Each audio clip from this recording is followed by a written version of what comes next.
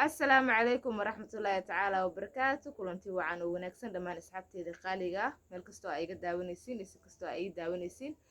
please haddee tahay markii kuugu horreysay oo aa channelkayga soo booqato subscribe noo saar like-ta hanaga ilaawin wixii fikir ahna qaybta hoose noogu reeb asxaabta qaaliga ah waxaan rabaa inaan ka hadlo arrin maanta aad iyo aad social media loo wareejinayo oo muuqaaladeeda social media ay aad ugu baahayeen oo ah in Cabdisamed xaliye ama xaliye saa u taqaaniinbo ay maanta lagu dhibaateeyay magaalada Nairobi qaasatan xaafadda Islii asaga oo nolol maalmeedkiisa faraha kula jiro halkaas ay ku soo warreen koox dumar ah runaantii xaliye wuxuu ahaa shaqsi aad uga hadlo arrimaha dumarka ee falanqeeyo arrimaha dumarka yani badankii 90% ee dusha ka saara dumarka hase ahaatee waxaa maanta dhibaateeyay koox dumar ah oo ka gadoodsan arrimuhu uu xaliye faraha kula jiray waxaan wareysi la yeelan rabnaa Axmed oo ah shaqsi aad u yaqaan xaliye isla markaasna ay shaqo wadaag ahaan jireen waxaan rabaa inaan weydiiyo xaaladda uu xaliye ku sugan yahay iyo waxa haddeertaan xaaladiisa ay tahay iyo sida uu dareemayo nooga waran bal xaalka xaliye iyo halka uu maraayo hadda faad u maadsan tahay sida ay xaqiijiyeen qaar ka mid a dadka ayaad isku dhow yihiin xaliye waxay sheegeen in galabta adiga xilli dambe oo galab tahay uu gacan ka hadal xiliye iyo koox dumara ku dhex maray agagaarka meesha loo yaqaano gaarisa oo ka tirsan xaafadda Islii magaalada Nairobi gacan ka hadalkaas oo ay gabdho guruub ay la beegsadeen xaliye oo bari dambe looga bartay inuu aad iyo aad wax uga sheego ama uga soo horjeedo ficilada gabdhaha iyo ay kula kacaan ragga oo ragga aad ugu gubaabinaya inay iska ilaaliyaan dumar uu ku sheegaynayo kuwo qalin shubata ah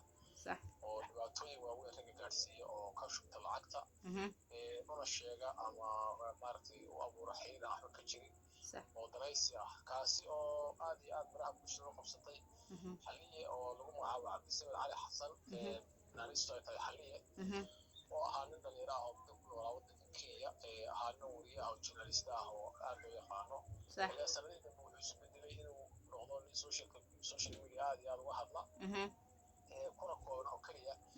inuu ka hadlo xiriirka dhex mara rag iyo dumarka isagoo si gaara u eedeeya eedda dusha ka saara dumarka kuwa ragga ku danaysta aad iyo aadna u dhibaateeya arrintaasaa berigii dambe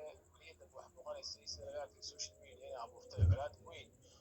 oo dhinaca gabdhaha Soomaaliyeed ah aad iyo aadna qaarkood ay uga falceliyeen laakiin marna looma malaynaynin arrintan inay gacan ka hadal isku bedelayso waayo waxaan u arkaynay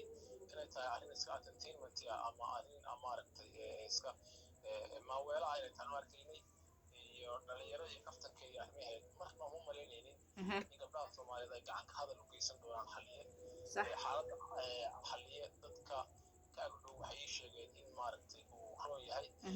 lana geeyay mid ka mid ah isbitaalada ku yaala magaalada Nairobi inay kasoo sheegi doonaan xaaladdiisa sida ay ku dambayso waa garanay laakiin xaliye waa ogeyn waayadan dambe in uu dumarka waxyaalo badan ka sheegayo oo dhibaato iyo saameyn badan uu ku hayay oo yani dad badan oo maanta social media aad ugu xiran runt u qaadanayeen arrintaas inkastoo arrinta iskeed arrin iska entertainment ah maxaa oo la talin weyseen oo yani wax u sheegteen oo arrintaas ma kala taliseen wallahi xaliye sida aad ogtahay faadmo mar ka mid ahaa saaxiibeed ugu dhow ama aan shaqo wadaagta nahay xiriir toos ma lahayn bilihii ugu dambeysay oo arrimahan kabana wada hadlin laakiin dad ka mid ah dhalinyarada hadda ay isla joogaan oo ay isku gruubka yihiin oo la hadlay waxay sheegeen in wax dhib ah oo hadda ku jira isaga xumaan weyn iyo colaad weyn haweenka ku qabo inaanay jirin laakiin sidaa la socoto social media wuxuu u baahan yahay qofka uu social media ku jiro wuxuu u baahan yahay inuu helo taageerayaal aad u badan qofka meel bay la gashaa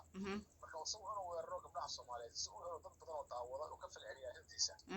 ugu jiray social media laakiin ma jiro wax colaad weyn ama dhibaato weyn oo haweenka u qabay waxaa la sheegay gabdhaha iyo qaarka dumarka ay isku dhow yihiin oo saxaafadda yihiin iyo kuwa shaqo wadaagta yihiin iyo kuwa ehelka yihiin markuu yimaado si caadi ah ugu qoslo oo ula kaftamo oo uu sheekeeyo oo uu sheego wax inay yihiin maaragtay wuxuu dadku kasbanayo laakiin waxaa muuqata in gabdhaha Soomaaliyeed iyo haweenka Soomaaliyeed arrinta ay aad uga xumaadeen ayna hadda ka marayso inay gacan ka hadal uga kacaan xaliye oo dhibaato ay u geystaan arrintiisana dib ayaan ka ogaan doonaa kana faahfaahin doonaa sida uu hadda wuxuu qabo laakiin xaaladiisa lama amaanin oo nabara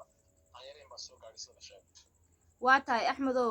waxaa ognahaaba social media markii waxyaalo lagu boosti garaya ama la geliyo in ay saameynteeda leedahay xaliyo kama u hadlin keliya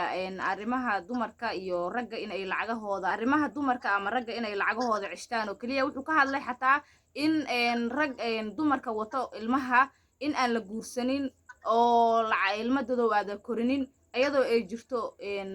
gabdho yani ilmo wataan oo isla markaasna guur raadinayo taasna mis leedahay saameynteeday leedahay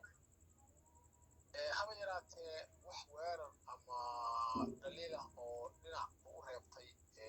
xaliya haweenka ma jirto ila marka laga reebo inuu si edeb ama doon ugu hadlayay sax oo haweenka mar walba maaragtay waxyaaba dee aad iyo aad u liita xagga dhaqanka iyo anshaxa aanu marna haweenka ku sheegin waata midda labaad maadaama uu yahay wariyaha oo soo maray saxaafad hal qofna magaciisa hal marna muu magacaabin oo mu carabaabin laakiin si guud ula hadlayay haweenka soomaaliyeed marka la soo koobana ama ha noqoto guur dad haween carruur wata ama ha noqoto xiriirka daba dheeraado oo uu ku sheegay xiriir aan wanaagsanayn oo waxa loo yaqaano guur danaysi ah iyo xiriir danaysi ah sax marka in aan lagu danaysanin xiriirka laguna danaysanin qoysnimada ama guurka lagu danaysanin dumarka soomaaliyeedna aad mooda hadda inay u bateen ta guursanaysaana guur danaysi inay raadinayso xiriirka doonaysaana xiriir danaysi inay raadinayso intaa uu ka hadlayay meelaha qaybtooda waa dhihi karaa daliil way leedahay oo in gabdhaha soomaaliyeed laisku wada qaado oo kulligood maaragtay eedda loo wada xambaariyo ma laha meesha dee faadime lagama saari karo waxyaabaha uu ka hadlayay dii wax ka jiraan laakiin gabdhaha soomaaliyeed mar walba waxay leeyihiin in lasoo dhaweeyo wixii qaldan oo la arkana maaragtay si hoose loogu sheego soo bandhigida iyo dhiiranaanta social media eedaha inta uga jeediyo xaliyo kuma raacsanin mana lagu raacsana laakiin marka dhinaca kale laga eego waa waxaan mushkilad iyo dhibaato weyn laga sii abuuri karin gacanka hadal lahadaba yaraatay aan loo adeegsan karin waa tahay ugu dambeyntii axmedow waxaan rabay inaan ku weydiiyo xaaladda xaliya hadda dadka dhan waxay dhegta u taagayaan halka ay xaalkiisu maraayo iyo waxa uu ku sugan yahay xaliye sida la ii sheegay oo dadku waa ii sheegeen hadda xaaladiisu wanaagsan tahay ilaa haddana ma jirto wax ribooda oo kasoo baxay dhakhaatiirta gacanta ku haysa laakiin sida la sheegay dhibaato aad ayaa gaadhay dhibaatada gaadhina waxaa la rajeynayaa inay noqoto midaa sidaa dhibaato weyn maaragtay ama arrin halis aan naftiisa u keenin nabarahuna u koobnaato saacadaha soo socda ayaan ogaan doonaa insha allah sida xaaladdu noqoto waa mahadsantahay axmedow insha allah asxaabta qaaliga ah waxaa intaas kusoo gabagabeynaynaa waraysiga aan la yeelanay axmed oo ahaa shaqsi aad u yaqaano xaliye isla markaasna ay shaqo wadaag ahaayeen oo aan weydiinaynay xaaladiisa iyo wax xaliye uu ku sugan yahay intaan barnaamijkan barnaamijka waxay ku kulmeyno asxaabta qaaliga ah waxaan idin leeyahay sidaas iyo ammaano allah